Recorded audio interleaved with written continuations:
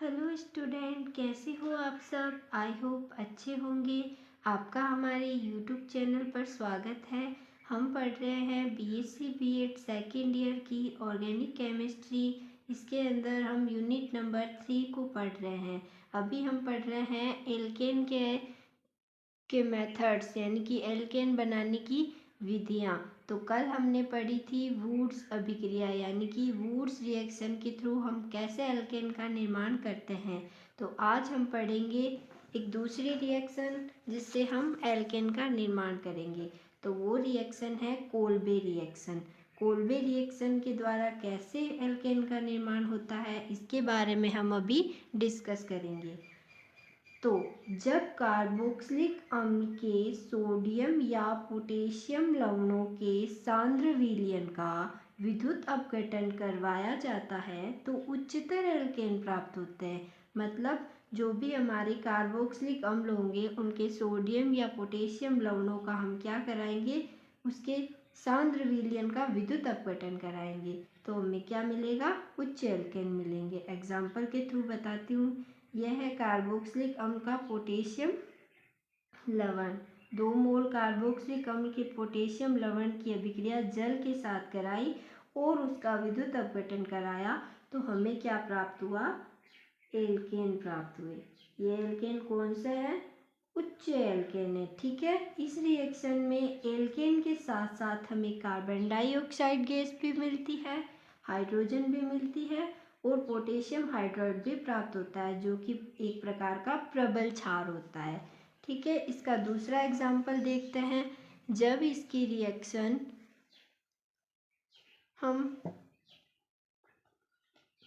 Carboxylic अम्ल के potassium लवण की अभिक्रिया जल के साथ विद्युत अपघटन की उपस्थिति में करवाते हैं तो हमें क्या मिलती है, ब्यूटेन प्राप्त होती है।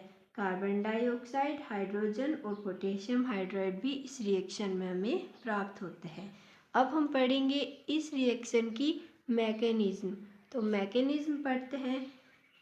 मैकेनिज्म के अंदर क्या होता है, ये जो कार्बोक्सिलिक अम्ल होता है ना, ये दो भागों, कार्बोक्सिलिक अम्ल के जो पोटेशियम या सोडियम लवण होते हैं ये 2 भागों में टूट जाते हैं, एक पॉजिटिव और एक नेगेटिव, यानी कि इनका क्या हो जाता है, वियोजन हो जाता है। ठीक है। और वियोजन होने के बाद चूंकि ये इस रिएक्शन के अंदर हम क्या करा रहे हैं, विद्युत अपघटन करा रहे हैं, तो विद्युत अपघटन के लिए क्या होगा, एक सेल होंगे और सेल 2 भागों से मिलकर बना होता है। एक तो होता है कैथोड और दूसरा होता है एनोड। कैथोड के अंदर, कैथोड पर क्या होता है, नेगेटिव चार्ज होता है और एनोड पर क्या होता है, पॉजिटिव चार्ज होता है। तो जो हमारा ये कार्बोक्सिलिक अम्ल का सोडियम लवण है, इसका वियोजन कराने पर हमें क्या मिला, एक नेगेटिव और एक पॉजिटिव, 2 भागों में ये टूट गया। अब एनोड पर पॉजिटिव होने के कारण ये जो इसका नेगेटिव पार्ट है ये इसमें एनोड पर आके जुड़ जाएगा। क्योंकि हम जानते हैं कि जो ऑक्सीजन होता है इसके पास 3 लोन पेयर ऑफ इलेक्ट्रॉन पाए जाते हैं और हम ये भी जानते हैं कि जो एनोड होता है उससे इलेक्ट्रॉन निकलकर कैथोड की ओर जाते हैं। ठीक है। तो अब जब ये एनोड के पास जाएगा तो एनोड इसमें से एक इलेक्ट्रॉन निकालकर कैथोड की ओर भेज देगा। तो ये जो कार्बोक्सिलिक अम्ल है इसका हमें मुक्त मूलक प्राप्त होगा और एक इलेक्ट्रॉन निकल जाएगा।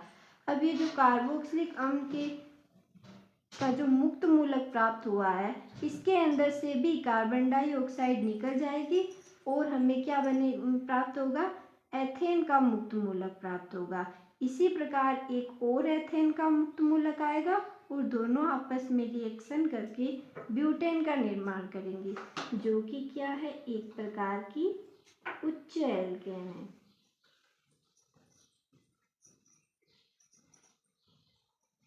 अब इस रिएक्शन में जैसे पहले क्या प्राप्त हुआ था, हमें पोटेशियम आयन प्राप्त हुआ था, 2 इलेक्ट्रॉन भी इलेक्ट्रॉन भी निकले थे और जल इस रिएक्शन के अंदर था ही। तो ये भी आपस में रिएक्शन करके पोटेशियम हाइड्रोक्साइड, जो कि एक प्रकार का उच्च क्षार है, और हाइड्रोजन गैस का निर्माण करेंगे। ये जो हमारी कोल्बे अभिक्रिया है ना, कोल्बे रिएक्शन, इसके द्वारा हम एक एल्केन का निर्माण नहीं कर सकते। कौन सी एल्केन? यानी कि हम इस विधि के द्वारा मैथेन का निर्माण नहीं कर सकते। आपको पता ही है मैथेन का निर्माण क्यों नहीं कर सकते? बिकॉज यहाँ पर अगर हम मैथिल का मुक्त मूलक ले, तो जब दो मैथिल के मुक्त मूलक बनेंगे तो हमें एथेन प्राप्त होगी। यानी कि इस विधि के द्वारा 2 कार्बन की एल्केन बनाई जा सकती है, 1 कार्बन की एल्केन नहीं बनाई जा सकती। इसलिए यहाँ पर मैथेन नहीं बनेगा। 2 मैथिल ग्रुप भी अगर आपस में जुड़ेंगे तो एथेन ही बनेगा। ठीक है। आई होप आपको कोल्बे रिएक्शन के द्वारा एल्केन बनाना समझ आया होगा। अगर आपको समझ आया है तो चैनल को लाइक करो, शेयर करो और हमारे चैनल को सब्सक्राइब करो, ताकि बीएससी बीएड ऑर्गेनिक केमिस्ट्री से रिलेटेड जो भी क्वेश्चंस या जो भी वीडियो मैं अपलोड करूँगी वो आपको प्राप्त हो। Thank you for my watching video.